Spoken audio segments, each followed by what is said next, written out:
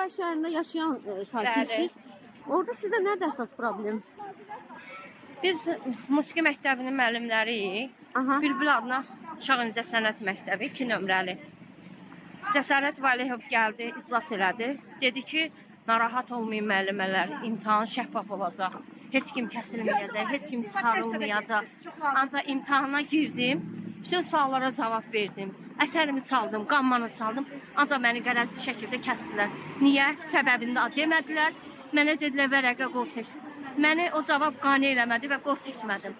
Bizim müəllimlərimizin xahişi, prezidentimizə xahişimiz var ki, bu müəllimləri işinə qaytarsınlar. Yenidən işə bərpa olunmasını tələb edirsiniz. Bəli. Bu boyda müəllimləri çörəksiz qoymaq olmaz. Neçə ildir fəaliyyət göstərirsiniz? 32 ildir işləyirəm.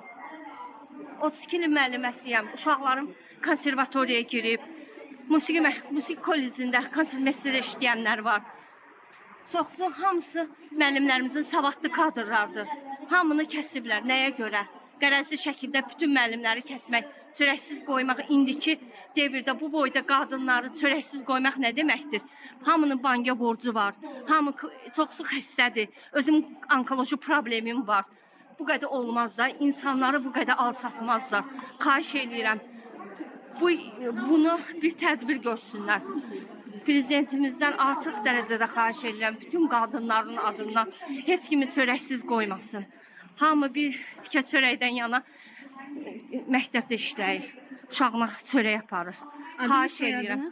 İsmailova Müşkünaz. 55 820